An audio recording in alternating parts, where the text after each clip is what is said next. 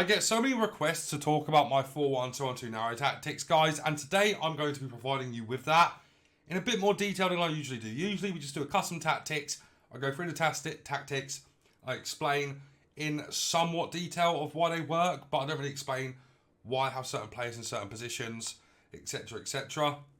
So these are the tactics that I've used the entire year as my base tactics. I do use others as well, and you're going to see them over the coming days. But the 4-1-2-1-2 narrow has been my baby since FIFA 19, and I've trusted it even when I was a pro, even when I stopped competing but kept getting rank 1, so on and so forth. So today I'm going to provide you with a bit more of an in-depth explanation of why the 4-1-2-1-2 narrow, I should say, is my favourite formation, why the players work in the formation, what you need in the formation to make it work. So yeah, that is the idea for today's video. And guys, there's going to be no gameplay in this, but if you do want to see gameplay, I've got plenty of highlights on my channel, FUT Champs highlights when I was using the 4-1-2-1-2 narrow. I've also got all of my player reviews, which are also reviewed in the 4-1-2-1-2 narrow. So, first of all, for me, the way I play FIFA, it's very important that your centre-backs are really good on the ball, have really good passing, dribbling and pace. So, in this case, we've got Militao and De Ligt. De Ligt is really quite nice on the ball. He's got a 4-star weak foot. He's got good dribbling there with agility and balance both at 80. And, you know, his dribbling stats outside of that are really good. His passing is also brilliant. But the main thing you're really looking for here is the pace and the agility and balance. So for him to have that 80 agility and balance with 90 pace and being 6'2" with a 4-star weak foot and good pass, you know, 82 vision, 92 short pass and 82 long pass is really good on a centre-back. And that is why I like De Ligt. He's got that big frame as well, but he's also an insanely good ball-playing centre-back. Similar with Militao as well. Now, Militao started his career as a right-back and has moved into centre-back. So, you know, he's one of them kind of cards that has still retained some of his right-back abilities. And what I mean by that is right-backs generally are better going forward, have good dribbling, good passing, good crossing. And Militao has been my centre-back for ages now. You know, 625 games with him. So good passing again with 71 vision. Good short pass and long pass at 90 on both of them. Great agility, great balance, great dribbling outside of that. And as I said, it's basically a right back playing centre back on this Team of the Year version. They are really important, guys. Always important to have really good ball playing centre backs that are quick, have good agility and balance in your centre back roles. And the fullbacks are arguably the next most important. And even before Team of the Season came out, I always look for someone that had good shooting and good passing. So Davies, of course, is okay going forward, you know, with okay finishing, okay shot power, long shots, so on and so forth. His passing is brilliant. He's very good for them through balls. If you're looking for that kind of player lock, he's got that ability there as well. And defending is whatever, really, on fullbacks. It's important that you get a good body type and good strength, though, in my personal experience. Davies, of course, has that. And you've got a similar thing with Klaus here. Klaus is very, very good going forward. So he's got good finishing, good shot power, okay long shots, good-ish passing. And, you know, dribbling doesn't really matter, as I said, on fullbacks, really, in my personal experience. But physicality does. And Klaus is also relatively strong. I'd always recommend, you know, having the good fullbacks going forward. So if we're going back to the start of the game, at left back, I would always go for Theo Hernandez. Very good going forward. You know, he's got okay shooting. His passing isn't the best, but he makes up for that with his insane physicals. And yes, he only has 81 strength and 82 aggression, but he's got a big bulky body type in game and is 6 foot as well. So I'd always go for him at the start.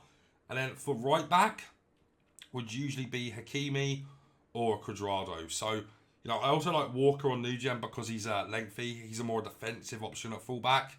But Hakimi's really good going forward. And so is Cuadrado there with the good shooting and, of course, the 5-star skills. The other positions don't really matter. The only thing that I would suggest, if you can do it, would be to have on the right centre mid role, have somebody that can do Travellas. Here we've got Luka Modric. And if you can on the left centre mid role, go for that also. So a left-footed player that's good at Travellas. So Bernardo Silva, Marino, for example. Them players are really good for it. But I've waffled enough here, guys. I hope that makes sense to you. Let's actually go and get into the tactics and I'll explain them in a bit more detail over there. For cheap FIFA 23 coins, make sure to check out MMOEXP.com to get fast and reliable coins. And make sure you use code VIPER at checkout, get yourself a 5% discount. Alright guys, so as we come into the instructions, I've got stay central, getting behind and stay forward on both of my strikers. Now, a bit earlier in the game cycle, what I actually done, because I didn't have them on stay forward, you can try that out and see if you like it more. What this essentially does, it just drops the strikers a little bit deeper. They're able to support a little bit more, but I like having them up top now and being ready to score at all times. So I like to have them both on stay forward. Getting behind is really good in the 4-1-2-1-2 narrow as well. And stay central because it's already central. You don't want them drifting wide so they're so far apart from each other they can't connect passes together. So having them both on stay central is really good. Getting behind is good for player locks, really good if you're a through ball merchant and stuff like that. And this formation is quite heavy through balls. So it's kind of good to have them on getting behind. You can try without, but that's personally what I prefer. Stay central, so they're able to connect with each other well. Getting behind for player locks and through balls, and then stay forward just because I want them in the right areas at all times. Disregarding counter-attacks from the two strikers, really. Cam is a very important position in the 4-1-2-1-2 narrow again. Like to have a 5-star skiller here. If you can get a 5-star weak foot as well, perfect. You must have stay forward on your cam in this formation. If you put them on basic defense support, they actually drop in to centre mid and it just sets up as a flat midfield really with a CDM. So Diaby drops a little bit deeper as a central midfielder and you've got such a big gap between your cam then and then your two strikers, and that doesn't work. So stay forward has got to be on your cam in this formation. Valverde, who is my coast to coast player, is on balanced everything. You know, your coast to coast player should be on this as well. You know, and Modric is on get forward because I wanted him to get into that kind of area near Mbappe on the D, looking for that Trivela kind of effort, and his playmaking abilities are so good that I want him to be in and around mixed up with the attack, but mostly this is just for the Trivelas, if I'm being honest. Like to have him in that kind of area where he can just do a ball roll straight into a Trivela, so that is why get forward I feel is important on your Trivela merchant in your team. Explain Valverde, whoever your coast to coast is, have them on balanced. And then for your CDM, cut passing lanes, stay on attacking and cover centre. This is, in the instructions, probably other than the cam, the most important player to set up right on instructions. The cut passing lanes works really well because what you have to remember about your CDM here, he is your only cover for your back four. So with him cutting out the passing lanes, it means that you're jockeying a lot more and he's kind of always kind of marking someone, not tight marking, but always in the lane of where somebody's running. Or, you know, let's say you're playing against the 4-1-2-1-2 narrow, for example. This Goretzka will be cutting out that run from Mbappe. If he's going for that through ball, you know, say we're going for a through ball with Modric into Mbappe, Goretzka's going to be covering that, which is really nice. And tight mark doesn't really work for me. I feel like it just kind of puts him out of the game completely. It's either balanced defence or cut pass lanes. So when you stay out attacking, it's very self-explanatory. And so is cover centre, but I will explain it. Your fullbacks are your only cover for the wing here, and that is why I struggle with cutbacks.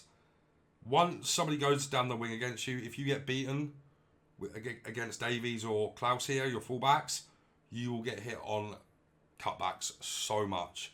So that is why you have to be very careful in this formation. If people are playing wide, like a 4-4-2 for example, fullbacks are left mid or right mid, you're going to get destroyed down there. So that's another reason why your fullbacks are so important in this game and in this formation. So, you know, we've explained Goretzka. We've gone on to the fullbacks now. Stay on attacking on the fullbacks.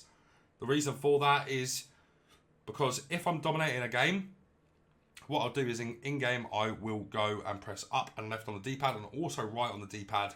So they're on a hug sideline and they're also on attacking fullbacks. That overrides the stay on attacking, and all you have to do is turn that back off for them to just go back and stay back while attacking. And the hug loss sideline, which I mentioned there, is really good if you are getting hit down the flanks a lot. So try that out, and that is up and right on the D-pad. And what that'll do is your fullbacks will sit really, really wide. You will get done down the centre a little bit more, but with this formation being so narrow, you don't really have to worry too much about the middle. It's more the wings where you get exposed.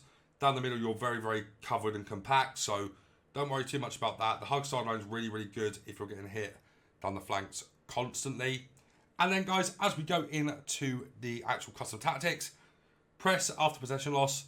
This is really, really good if you like playing aggressive. If you like a gegenpress, you lose the ball, and I tell you something, boys, your team is flying at the opposition, and you have to be careful. If your player switch is poor, you'll get caught out using this.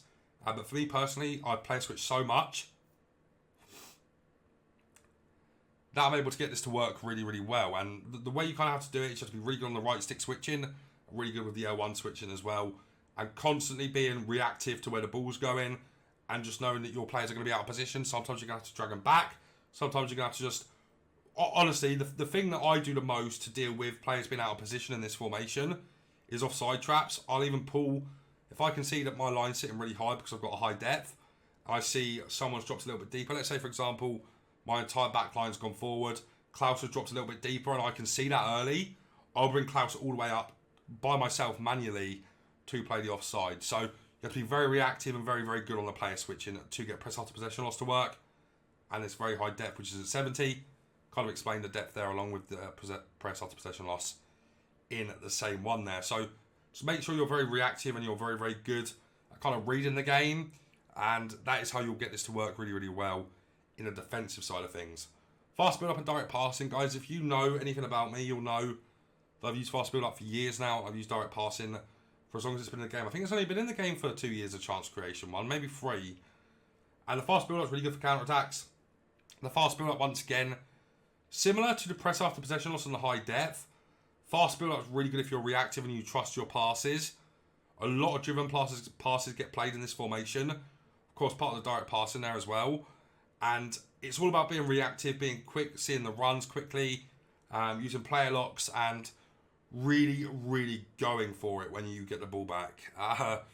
So the only way I can really describe it, once you've got the ball, it's going to be, okay, how do we get this ball forward quickly? How do we get it into our strikers, into our cam, wait for our midfielders to push up, wait for our fullbacks to push up, and really find that killer last ball, is how you play with the fast build-up and direct passing. Direct passing kind of explains itself. You know, it's really good for the driven passes. It's really good for narrow formations because narrow formations are direct. So direct passing really does work well. And fast build-up, as I said, really good if you're a heavy reaction player. Not only just that, though, as well, guys, it really is the best tactic on this game, I've found, with direct passing. They work so, so well together. 30 width is good, once again, for the attacking side of things. As I explained, as soon as we get into the instructions, I've got the stay central and stay forward on the two strikers. If you don't have them on stay central, they'll start to drift a little bit wide and create a gap between the two strikers where they can't connect with each other with passes, so on and so forth. So having this narrow as well means they're going to be even closer together, which means they can play the passes better as well. It has no real effect on the defensive side of things, but works really well for the attacking. Players in the box, I used to have this on 6, but I didn't feel any difference having this higher up in terms of getting counter-attacked harder or getting, just really getting hit on the break. I didn't feel any difference from having this on 6 to 8. So try it on 10, honestly. But 8 for me, I found to be good. Lots of players in the box for cutbacks with your fullbacks. Lots of options in the box. If you get the ball on the edge of the box, you'll have the opposition will be marking the people that are in the box, and you can kind of line up the Trivela from there, right? So with Modric, if I've got the ball on the edge of the box, I've got 5, 6 players in the box. They're going to be more worried about the players in the box than they are about the man on the ball at that point. And you can just line up the Trivela and score an easy goal. And I really like that. Kind of creates a bit of a bait, which I think's really, really good. And that's why I like to have the players in the box nice and high. Corners and free kicks is entirely up to you. I like it on 2 because I play it short, try and do a sprint boost to the edge of the box, and then go for a Trivela. So kind of up to you what you want to do there, guys. But that is the full 1-2-1-2 narrow. Hopefully explained a lot better than I usually do. You know, I've tried my best to explain it and how I use it correctly and how I've had so much success with it. Even on the pro level, I had a lot of success with this formation. So go and test this out. Take into account the things that I have said. You know, the fullbacks are really important. Every position plays a big role in this formation. It's hard to use, but once you've got the hang of it, it will be your favourite formation on FIFA ever, guys. So if you have enjoyed it, leave a like on it, subscribe to the channel, and turn on the bell to miss a video. But guys, that's going to be it for me for now. So take care.